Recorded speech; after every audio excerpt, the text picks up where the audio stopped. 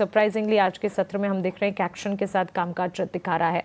आदित्य, कल एक खबर आई थी, इलेक्ट्रिसिटी डेरिवेटिव्स में ट्रेडिंग जो है वो अब एक सच्चाई बन चुकी है और ये सच्चाई एमसीएक्स के साथ ही शुरुआत भी हुई थी। सेबी ने सबसे पहले एमसीएक्स को अप्रूवल दिया था, लेकिन कल एनएसई को भी सेबी की तरफ से इलेक्ट्रिसिटी डेरिवेटिव लॉन्च करने को मंजूरी मिल गई थी और इसका एक इफेक्ट जो है एमसीएक्स के स्टॉक प्राइस पर पड़ता हुआ दिखा था। कल एक्सचेंज एंसिलरी से जुड़े तमाम स्टॉक्स में बिकवाली का दबाव था और इसमें बीएसई लिमिटेड भी एडअप हुआ था। ऑफकोर्स वहां पर एएसएम फ्रेमवर्क के कह सकते हैं कि इम्पैक्ट आते हुए देखने को मिले थे, वो पॉइंट्स ट्रिगर होते हुए जरूर नजर आए थे। लेकिन आज एमसीएक्स वापस से करीब 1.5% की तेजी दिखा रहा है। एक्सचेंज एंसिलरी की चाल को आप कैसे देख रहे हैं? मानसी, मेरे हिसाब से अपॉर्चुनिटीज है यहाँ पे लॉन्ग एडिशन करने का। पहले हम एमसीएक्स की बात कर लेते हैं, फिर हम बीएसई की भी चर्चा कर लेंगे। तो एज अ डिस्क्लोजर पहले तो मैं डिस्क्लोज करना चाहूंगा कि दोनों स्टॉक्स हमारे क्लाइंट्स को रेकमेंडेड है, तो उनके पोर्टफोलियो में हो सकता है। अब हम एमसीएक्स की डिटेल में थोड़ी चर्चा कर ले तो अपॉर्चुनिटी है मेरे ख्याल से यहाँ पे लॉन्ग करने का। स्टैगर्ड बाइंग करना चाहिए, नीचे 7,200 7,100 तक का बहुत अच्छा सपोर्ट है।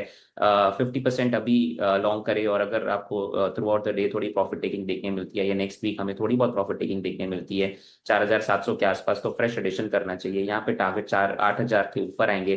पहला टारगेट 8,200 का रहेगा, उसके ऊपर 8,500 के टारगेट्स बनते हैं एमसीएक्स में, तो 8,500 के टारगेट्स के लिए खरीदारी करें। मीडियम टर्म आउटलुक रखे, इसमें ट्रेडिंग के लिहाज से ना देखे इसको, क्योंकि स्टॉक में ऑलरेडी अच्छी खासी चाल आ चुकी है। तो यहाँ से gradual and slow up move आएगा, लेकिन पॉजिटिव मोमेंटम कंटिन्यू रहना चाहिए।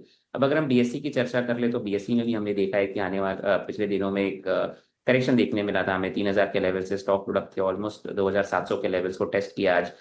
20 डीएमए के आसपास सपोर्ट लिया है मानसी, और हमने ये देखा है लगातार बीएसई में थोड़ी बहुत गिरावट के बाद स्टॉक एक वापस से अपमूव स्टार्ट करता है और वहाँ पे नए हाइज बनाता है। ये करीबन फोर्थ टाइम है जहाँ पे बीएसई ने एक अप मूव में इंटरमीडिएट करेक्शन किया है और यहाँ से वापस से थमता हुआ दिखाई दे रहा है स्टॉक। तो मेरे हिसाब से करंट लेवल्स पे खरीदारी करनी चाहिए बिल्कुल। आज का लो है, उसके आसपास स्टॉप लॉस लगा है 2,650 का एक स्टॉप लॉस मेंटेन करे बीएसई में और फ्रेश लॉन्ग एडिशन करे। यहाँ पर आपको आने वाले दिनों में 3,000 के ऊपर के लेवल जिसमें देखने मिल सकते हैं। 3,200 से लेकर 3,300 के टारगेट्स यहाँ पर आएंगे।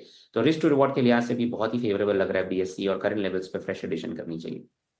फ्रेश एडिशन की राय रिस्क रिवॉर्ड रेशियो से काफ़ी पॉजिटिव लग रहा है, फेवरेबल हैं। 3,000 और 3,300 के टारगेट्स यहाँ पर नज़र आते हैं आने वाले दिनों में और इसके चलते ये एंट्री अपॉर्चुनिटी है। 2728 के लेवल्स पर एक बार एंट्री के बारे में सोचा ज़रूर जा सकता है। बीएसई लिमिटेड पे इंडेक्स पर एक नज़र होनी चाहिए।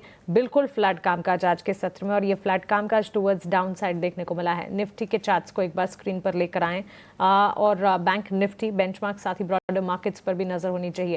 24,643 के लेवल्स पर आप चार्ट को अगर आप देखेंगे बिल्कुल फ्लैट इस वक्त नजर आ रहा है। बिकवाली का दबाव बैंक निफ्टी में भी, चार्ट का स्ट्रक्चर देख लीजिए कितना फ्लैट, 600 अंकों की बिकवाली यहां पर भी नजर आ रही है। ब्रॉडर मार्केट्स और सेंसेक्स में भी बिकवाली का दबाव, छोटी मझौले स्टॉक्स में भी।